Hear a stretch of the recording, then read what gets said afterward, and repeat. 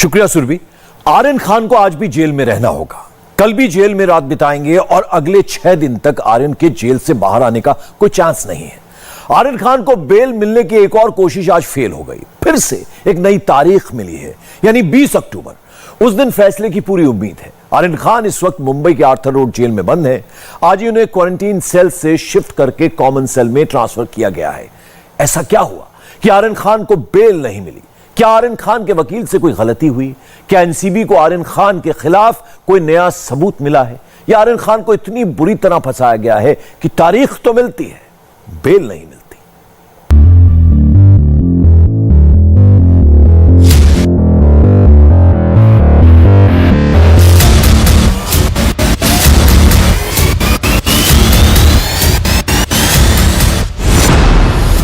King Khan के बेटे को बेल नहीं, अब जेल में ही रहना होगा। 2 अक्टूबर से 14 अक्टूबर हो गए और अब 19 अक्टूबर तक आर्यन को कोई राहत नहीं है। 5 दिन जेल में ही रहना होगा। अदालत का फैसला 20 अक्टूबर को आएगा।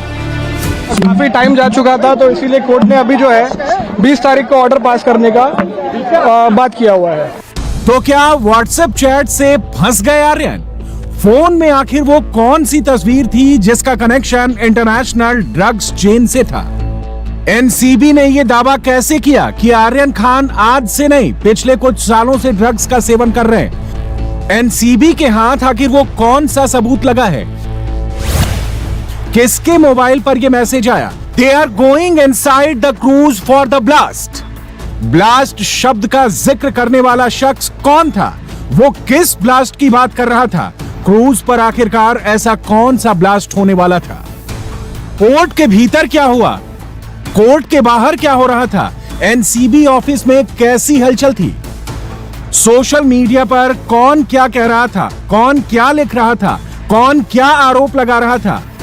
Hashtag release Aryan Khan, hashtag Aryan Khan bell.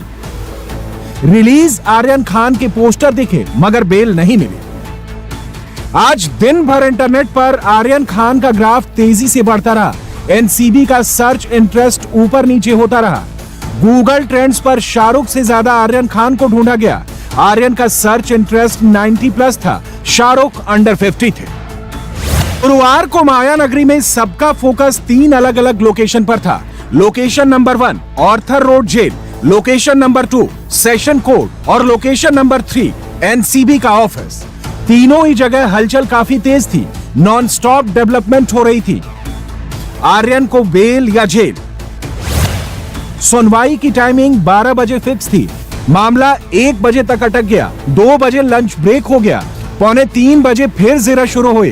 पहले additional solicitor general Anil Singh ने अपना पक्ष रखा, फिर आर्यन के वकील अमित देसाई ने मोर्चा संभाला और इस लंबी चौड़ी बहस के दौरान बहुत कुछ हुआ। मेन फोकस कोर्ट पर था। शाहरुख ने अपनी मैनेजर पूजा ददलानी को भी भेजा। अदालत के बाहर कैमरे में सब कुछ कैप्चर हुआ, लेकिन ड्रग्स मामले की असली शूटिंग अदालत के भीतर हो रही थी। आरोपों के मुताबिक इस पूरे मामले में एनसीबी का सबसे ज्यादा फोकस आर्यन खान के फोन और उनके व्हाट्सएप पर है। अदालत में करीब 3 घंटे की सुनवाई के दौरान एनसीबी ने कोर्ट में व्हाट्सएप चैट भी रखी और दावा किया कि इस चैट की जांच से पता चला है कि ड्रग्स मामले में आर्यन खान की अहम भूमिका है। ये भी दावा किया कि आर्यन और एक अन्य आरोपी ने अरबाज से ड्रग्स खरीदी थी और ये सभी रेव पार्टी का हिस्सा थे। जबकि आर्यन के वकील ने दलील दी कि उनके क्लाइंट के पास से किसी तरह का ड्रग्स नहीं मिला है। अदालत को कन्विंस करने के लिए एनसीबी ने अपनी दलील में एक स्पेसिफिक टेक्स्ट का भी जिक्र किया। ये टेक्स्ट किसने किसको लिखा ये अभी क्लियर नहीं है, लेकिन इसमें किसी ब्लास्ट का जिक्र था जिसमें लिखा था they are going inside the cruise for the blast. अब ये ब्लास्ट वाला टेक्स्ट ड्रग्स के लिए था या किसी और चीज के लिए, ये एनसीबी को साबित करना है। इस आरोप के जवाब में आर्यन खान के वकील ने कहा कि उन्हें इस चैट के बारे में कोई जानकारी नहीं है। एनसीबी जिस कोडवर्ड के आधार पर ब्लास्ट को ड्रग्स से जोड़ रही है, उस पर आर्यन के वकील की तरफ से दलील दी गई कि आज की युवा पीढ़ी अलग भाषा में बात करती है, अलग तरीके से एक दूसरे से जोक करते हैं। ऐसे में वो जोक कर रहे थे या गॉसिप कर रहे थे या किसी और मुद्दे पर बात कर रहे थे, किस कॉन्टेक्स्ट में ये बात हो रही थी, ये समझना जरूरी है। जहाँ तक ये व्हाट्सएप चैट्स की बात है, मैं हमेशा बोल रहा हूँ और आज भी ये चीज़ रिपीट करता हूँ कि व्हाट्सएप चैट जो है हम कभी किसी से कोई मजाक से बात करते हैं, कभी किसी ने अगर जैसे कि अगर कोई इंसान से मैं बात कर रहा हूँ, अगर वो होश में नहीं है तो मैं उसको अगर मैं मजाक से बोल दूँ कि गांजा मार के आया है क्या, और ये अगर व्हाट्सएप पे रिकॉर्ड पर रखे तो गांजा अगर वर्ड यूज़ आ गया तो क्या किसी को भी अरेस्ट कर सकते हैं क्या? तो व्हाट्सएप चैट के बेसिस पे ये जो चीज़ लिंकअप हो रही है वो टोटली गलत है, मैं ये सबमिट करूँगा। अगर आर्यन ये बोले कि they are gonna have blast with drugs तो समझ में आता है ड्रग्स का मेंशन है। They are gonna have blast with cocaine, with charas, with ganja, with weed, whatever it is, और heroin, whatever it is, they gonna have blast. एक party में इंसान जा रहा तो ब्लास्ट क्या एक नॉर्मल एक यूथ यूज करता है वर्ड, उसको आप ड्रग्स से कैसे रिलेट कर सकते हो? एनसीबी ने कोर्ट में दलील दी कि अरबाज के पास से बरामद चरस का इस्तेमाल आर्यन और अरबाज दोनों एक बड़ी पार्टी के लिए क्रूज पर करने वाले थे। एनसीबी ने पंचनामे का जिक्र किया जिसमें से दोनों में से एक आरोपी ने उस वक्त बयान दिया था कि they were going to have a blast on the cruise, यानी कि दोनों दे शब्द के इस्तेमाल पर एनसीबी ने जोर दिया और कहा कि दोनों इस चरस का इस्तेमाल करने वाले थे। यही वजह है कि आर्यन पर कॉन्सियस पोजीशन का मामला बनता है। आर्यन को पता था कि अरबाज के पास ड्रग्स है और वो ये भी जानता था कि इस ड्रग्स का इस्तेमाल वो दोनों करने वाले हैं। मगर इस ड्रग्स केस में चौंकाने वाली बात एक इंटरनेशनल एंगल के सामने आने से पता चली है। एनसीबी के मुताबिक उसके पास ये एस्टैब्लिश करने के लिए एनफ एविडेंस है कि आर्यन विदेशों में कुछ लोगों के संपर्क में थे जो ड्रग्स की अवैध खरीद के लिए एक अंतर्राष्ट्रीय ड्रग नेटवर्क का हिस्सा लगता है। इसके लिए अदालत में जिस फॉरेन नेशनल का जिक्र हुआ है उसकी पहचान के लिए विदेश मंत्रालय से संपर्क किया जा चुका है। चैट में जो इंटरनेशनल ड्रग ट्रैफिकर से बातचीत हो रही है, आप लोग का कहना है कि इनिशियली कहा जा रहा था कि वॉलंटरली जो है आप लोग की तरफ से फ़ोन दिए गए थे, अब आप लोग कह रहे हैं कि हमसे जो है ज़बरदस्ती छीना गया था, सीज़ किया गया था। वो एनसीबी का कहना था एंड उसके बाद भी अगर आप देखेंगे वहाँ पे उन्होंने कहीं पर भी नहीं लिखा कि हमने हमारा फ़ोन दिया है। दे से कि उन्होंने फ़ोन सीज़ किया, अगर आपने सीज़ किया तो पंचनामा कहाँ है, under what document have you seized it? So it raise a suspicion sir, एक सस्पिशन है कि आप जो बोल रहे हो वो सही है कि नहीं, या जो व्हाट्सएप चैट से वो सच्ची में है या नहीं है। ड्रग्स चैट से लेकर इंटरनेशनल गैंग कनेक्शन तक आर्यन खान पर एनसीबी के आरोप गंभीर हैं। इसे और पुख्ता करने के लिए एनसीबी ने अदालत में आर्यन की ड्रग्स वाली हिस्ट्री पर भी बड़े दावे किए। एनसीबी के मुताबिक आर्यन और अरबाज को ड्रग्स तस्कर अचित कुमार और शिवराज चरस सप्लाई करते थे। आर्यन के चरस पीने के कबूलनामे का भी दावा किया गया और कहा गया कि आरोपी आर्यन पहली बार ड्रग्स नहीं ले रहे थे। एनसीबी ने सबूतों के आधार पर दावा किया कि आर्यन पिछले कुछ सालों से ड्रग्स का सेवन कर रहे हैं। Additional solicitor general Anil Singh ने दलील देते हुए कहा कि आईओ के सामने क्रूज टर्मिनल पर आरोपियों ने कबूल किया था कि वो ड्रग्स का सेवन करते हैं। आर्यन खान के वकीलों ने एनसीबी के इन तमाम आरोपों को खारिज करते हुए दलील दी कि आर्यन खान न तो किसी ड्रग्स का सेवन करते हैं और वह न ही ड्रग एडिक्ट है, और जिस कबूलनामे का हवाला एनसीबी दे रही है उस कबूलनामे से पहले ही आर्यन खान मुकर चुके हैं। इस पूरे मामले में एनसीबी का दावा यही है कि वो ड्रग्स स्कैंडल की तह तक जाने की कोशिश कर रहे हैं। इस केस के हर लिंक को एस्टैब्लिश कर रहे हैं। ड्रग्स स्मगलिंग से लेकर पैडलर्स तक और ड्रग्स का सेवन करने वालों तक सबके तार कैसे जुड़े हैं, इसकी पड़ताल कर रहे हैं। जबकि आर्यन के वकीलों ने इस दावे पर ही सवाल खड़े कर दिए हैं। बहस के दौरान आर्यन खान के वकील ने दलील दी कि किसी भी ड्रग्स के मामले में 3 स्टेज होते हैं, स्मगलर, ड्रग्स पेडलर और सबसे आखिर में बॉटम में होते हैं कंज्यूमर। वैसे तो आर्यन खान ड्रग्स का सेवन नहीं करते, लेकिन अगर मान भी लिया जाए कि आर्यन खान कंज्यूमर है तो भी वो रिफॉर्म के स्टेज में है, और भारतीय न्याय प्रणाली में जो रिफॉर्म के स्टेज में होते हैं उन्हें एक मौका दिया जाता है। और इस केस में आर्यन खान चूंकि बॉटम में है, ऐसे में उन्हें रिफॉर्म का मौका देने के बजाय सीधे ड्रग्स पेडलर्स के साथ उन्हें जोड़ देना यह उचित नहीं होगा। किसके दावे में कितना दम है, इसका फैसला 20 अक्टूबर को हो जाएगा। लेकिन जिन लोगों ने क्रूज पर आर्यन खान को अपने सामने देखा था, उनकी दलील से एक दूसरी ही कहानी निकलकर सामने आ रही है। उस वक्त आप लोग क्रूज पर थे तो आर्यन खान भी वहाँ पर था, तो आर्यन खान थे और लाइन में लगे हुए थे वो हमारे साथ। हमने उनको लाइन में देखा है एंटर होते हुए, और वो नॉर्मल जैसे हम लोग एंटर हुए वो वैसे हमारे फोटो भी थी, पर अभी हमारा फोन स्विच ऑफ है। अच्छा, हाँ जी। आपने बताया आर्यन खान के साथ वहाँ पर कौन कौन लोग थे और क्या वहाँ पर किस तरह से? फ्रेंड्स थे, बहुत सारे लोग थे, फ्रेंड्स थे। वो नॉर्मल अपनी लाइन में खड़े थे। अगर कुछ ऐसा करना हो तो वो क्यों ऐसी जगह जाएंगे? रेव पार्टी होती छुपी हुई पार्टी, ये ओपन क्रूज था, टिकट ली गई है। रेव का पार्टी कैसे हो सकती है, आप खुद सोचिए। अच्छा, अगर रेव पार्टी लग रहा है तो आर्यन खान क्यों जाएंगे? सोचिए, नहीं था कुछ। और बहुत ही मतलब we really feel sorry, Aryan Khan को ऐसे प्लॉट किया जा रहा है। कुछ भी, कोई भी बैग में कुछ भी डाल सकता है। कैसे कह रहे हैं प्लॉट किया जा रहा है? क्योंकि अगर नारकोटिक्स कंट्रोल ब्यूरो के पास कुछ ड्रग्स सीज हुई है, अगर ऐसा कुछ होता तो हम भी वहाँ क्यों होते, हम भी चले जाते। रेप पार्टी ना हो और उनको जानकारी नहीं। नॉर्मल सी क्रूज थी, नॉर्मल सी म्यूजिक पार्टी थी जिसको बहुत हाइप कर दिया। आर्यन खान का इससे कोई लेना देना नहीं है। कुछ में थे आप जब वहाँ पर थे, कितने लोग क्रूज में थे उस वक्त? आर्यन खान का इससे कोई लेना देना नहीं है। और क्रूज में हम लोग थे 1500 जितने जने थे, और सब जने नॉर्मल म्यूजिक पार्टी जैसे होती है वैसे एंजॉय कर रहे हैं। आर्यन ने ऐसा कुछ किया नहीं? आर्यन खान कोई इन्वॉल्व नहीं है, बिल्कुल बेकसूर है, फालतू में इनोसेंट है वो, उसने कुछ भी नहीं किया। बहरहाल अब एक बार फिर पूरा फोकस ऑर्थर रोड जेल पर शिफ्ट हो चुका है। आज ही आर्यन खान को बाकी आरोपियों के साथ कॉमन बैरक में शिफ्ट कर दिया गया है। जमानत ना मिलने पर आर्यन ने क्या किया, कैसे रिएक्ट किया, जेरा के दौरान उन्हें क्या खबर मिली, इसकी इनसाइड स्टोरी इंडिया टीवी संवाददाता जयप्रकाश सिंह के पास है।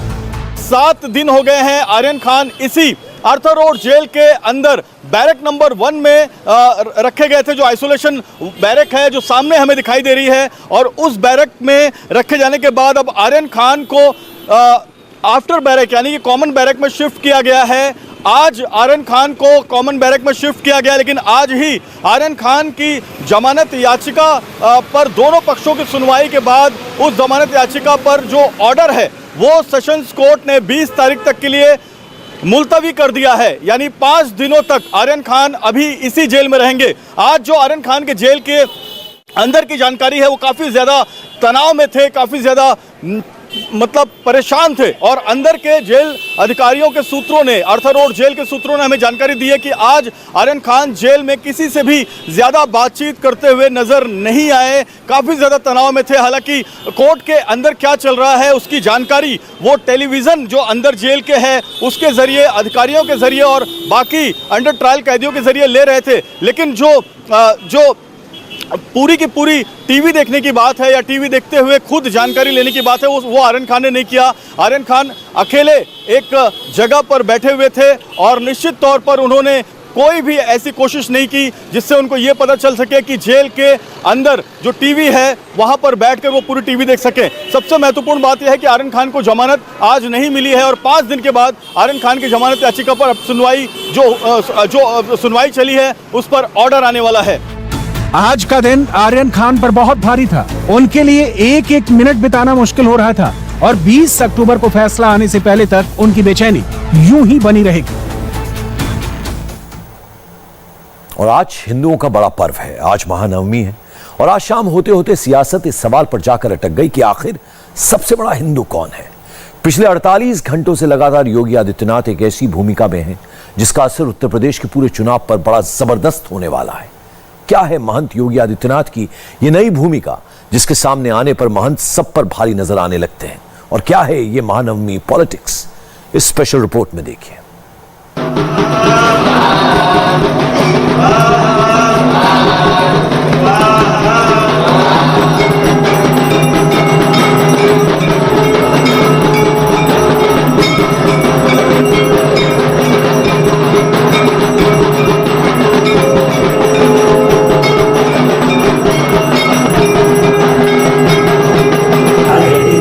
महंत योगी आदित्यनाथ, पीठाधीश्वर योगी आदित्यनाथ, गोरक्ष पीठ के महाराज योगी आदित्यनाथ,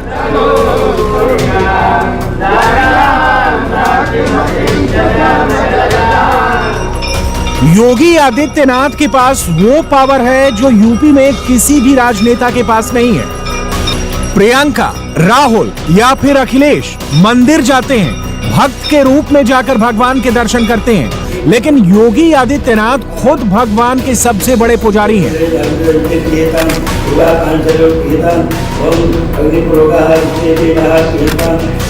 भक्त से भी बढ़कर वो यूपी में हिंदुओं की सबसे बड़ी पीठ गोरक्ष पीठ के सर्वे सर्वा और स्वामी हैं। यानी यूपी की राजनीति में भक्त तो बहुत हैं, लेकिन महंत एक ही है, योगी आदित्यनाथ। और योगी आदित्यनाथ का यही महंत वाला रूप उनके विरोधियों को सबसे ज्यादा चुभता है। सबसे ज्यादा परेशान करता है जब योगी महंत और पीठाधीश्वर के रूप में लोगों के सामने होते हैं तो विरोधियों के पास कोई जवाब नहीं रह जाता। यूपी की पूरी भगवा राजनीति योगी आदित्यनाथ के भगवा रंग पर केंद्रित हो जाती है। सॉफ्ट हिंदुत्व, मंदिर की पॉलिटिक्स, सब महंत योगी आदित्यनाथ के ऊंचे कद के सामने बहुत छोटी पड़ जाती है। 12 अक्टूबर की शाम को योगी आदित्यनाथ गोरखनाथ पीठ पहुंचे और उन्होंने महंत के रूप में मंदिर के सबसे बड़े देवता गुरु गोरखनाथ की आरती की और देवी मां की आरती की। गोरखनाथ मंदिर में शक्ति की देवी दुर्गा की स्थापना की गई है और महंत योगी आदित्यनाथ ने शक्ति की उपासना की। पूरे 9 दिन तक गोरखनाथ पीठ में सुबह शाम देवी दुर्गा का पाठ होता है। यूपी में महिलाओं के अधिकारों पर राजनीति होती है, नारी सशक्तिकरण और विमेन एम्पावरमेंट की बातें होती हैं, लेकिन अपने हाथों से कन्या पूजन का कार्यक्रम महंत योगी आदित्यनाथ खुद करते हैं। 9 कन्याओं के पैर अपने हाथों से धोकर योगी आदित्यनाथ कन्या को देवी की तरह सम्मानित करते हैं और जब ये तस्वीरें देश के लोगों तक पहुंचती हैं, तो योगी की छवि एक राजनेता से दूर एक ऐसे सन्यासी की नजर आती है जिसके मुकाबले कोई दूसरा नेता दूर दूर तक नजर नहीं आता है। महाअष्टमी के दिन योगी आदित्यनाथ की सबसे बड़ी पूजा होती है। इस दिन योगी सबसे बड़ा हवन करते हैं जिसे कहते हैं महानिशा पूजा। योगी आदित्यनाथ की महानिशा पूजा में एक नहीं कई तरह की पूजा होती है। गणेश पूजा, वरुण पूजा, पीठ पूजन, यंत्र पूजन, माँ दुर्गा पूजन, भगवान राम लक्ष्मण सीता का षोडशोपचार पूजन, भगवान कृष्ण और गोमाता का पूजन, नवग्रह पूजन, शस्त्र पूजन, 12 ज्योतिर्लिंगों का पूजन, शिव शक्ति पूजन, बटुक भैरव, काल भैरव और त्रिशूल पर्वत, ये सारी पूजा महंत योगी आदित्यनाथ की मौजूदगी में होती है।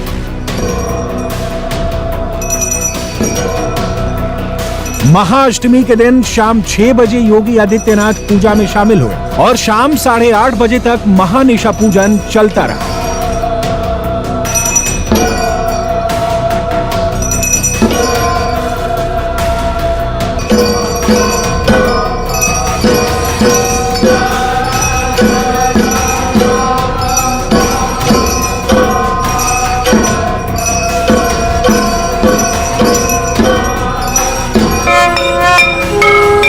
नवरात्र के पहले दिन से नवमी तक और फिर विजयदशमी तक गोरखनाथ पीठ में पूरे 10 दिनों तक बड़ा उत्सव चलता है, जिसके केंद्र में मंदिर और महंत योगी आदित्यनाथ होते हैं। महानवमी के दिन कन्या पूजन के बाद भी अगले दिन विजयदशमी पर गोरखनाथ पीठ का सबसे बड़ा कार्यक्रम होता है। विजयदशमी से ठीक पहले योगी आदित्यनाथ ने सबको ये बता दिया है और अपने विरोधियों को भी समझा दिया है कि विजय हमेशा सत्य और धर्म की ही होती है। मैं शारदीय नवरात्रि की पूरे प्रदेश वासियों को हृदय से बधाई देता हूँ, अपनी शुभकामनाएं देता हूँ।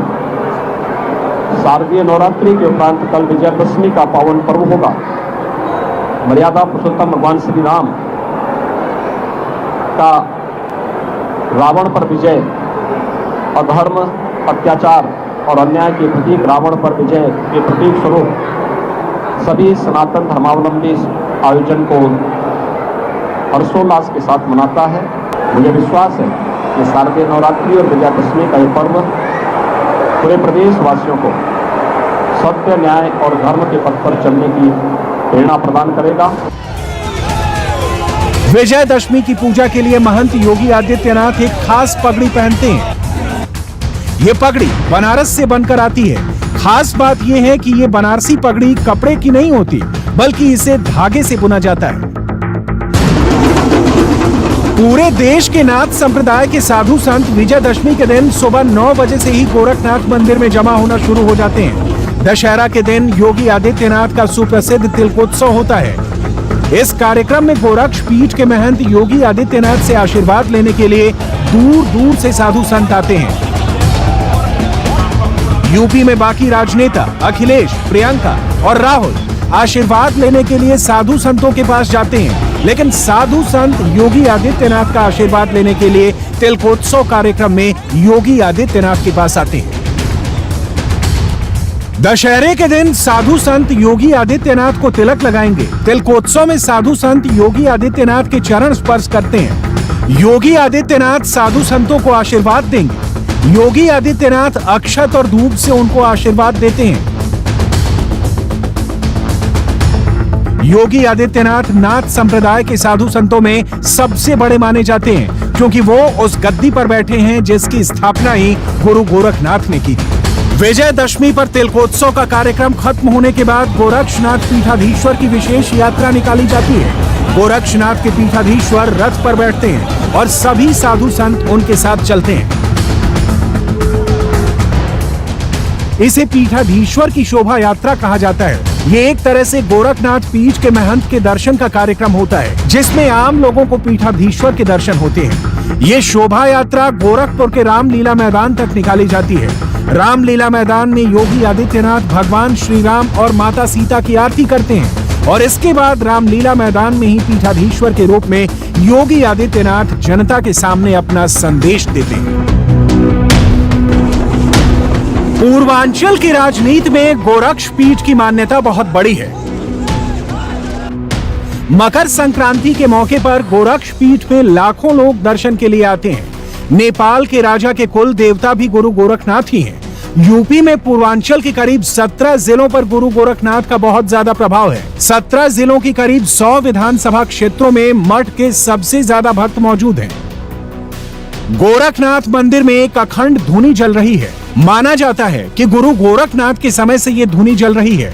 इस हिसाब से देखा जाए तो इस अखंड धुनी को जलते हुए 1000 साल से ज्यादा हो चुके हैं। इस धुनी की राख का प्रसाद ग्रहण करने के लिए हजारों लोग हर साल आते हैं।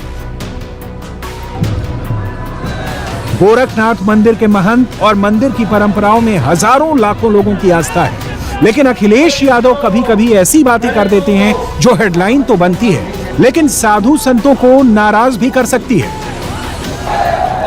और ये जो धुआं में रहते हैं, धुआं में ये जो चिरंजीवी है, ये जो चिरंजीवी है, इन्हें कुछ नहीं पता।